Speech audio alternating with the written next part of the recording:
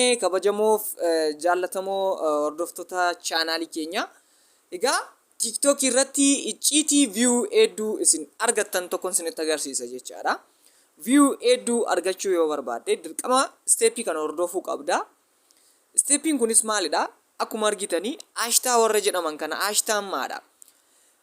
Mallattoon maslaalii gashuudhaan jechoota warra gajjallaa jiran kana viidiyoo kanaan itti aananii kan jiran kana jechaadha. Warroota kana akkamiin gashuu dandeenya? For you kan jedhu kana, viral video kan jedhu kana, for your page kan jedhu kana akkamiin gashuu dandeenya? Icciitii guddaadha jechaadha kun. Kanan gootan taanaan TikTok irratti viidiyoo isin gadhiistan viraliin ta'u yookiin immoo hin mul'atu namoota hedduu biratti jechaadha. Kana gochuuf maal gochuu qabdu? Yeroo tokko akkuma baratamee plus milikitii bakka TikTokii irratti feetan kana cuqaastu.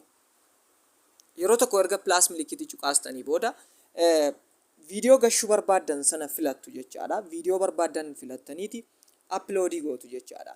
Egaa isinitti agarsiisuuf jecha suura tokkoon fayyadama.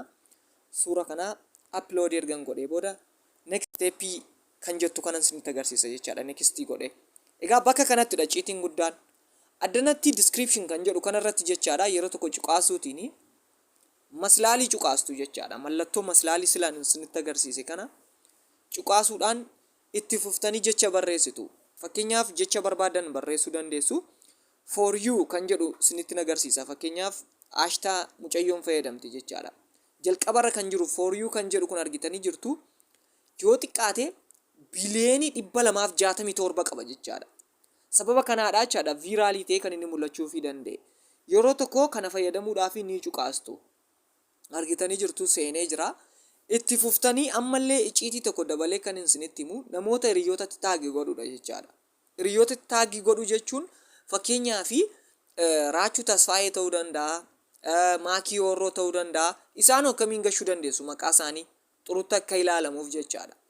Yeroo tokko ammallee dabaltanii jechaadha viidiyoon keessan Itoophiyaa kan jedhu keessatti mul'achuu akka inni mul'atu barbaaddu yoo ta'e Itoophiyaa TikTok kan jedhu kana biliyoonii 47.6 kan qabu kana fayyadamtu jechaadha.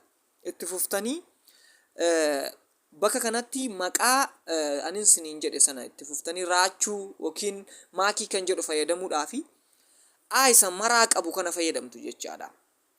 Maraa isa qabu kana fayyadamuutiin yeroo tokko keessa seentu.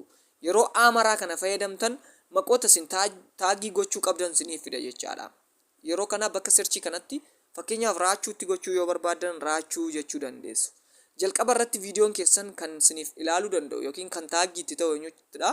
Raachuuttidha jechaadha. Raachuun isiniif ilaalte jechuun immoo viidiyoon keessan viraalii ta'uu danda'a jechaadha. Sababiin isaas hiriyoota Raachuu bukkee geessisuu danda'a waan ta'eef.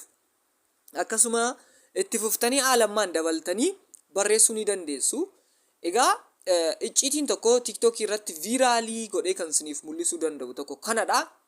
Viidiyoo barnoota qabu teknooloojii argachuu dandeessu chaanaalii kanarraa. Subscribe gochuun dagatina, like gochuun dagatina.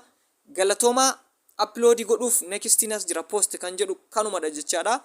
Galatoomaa turtii gaarii.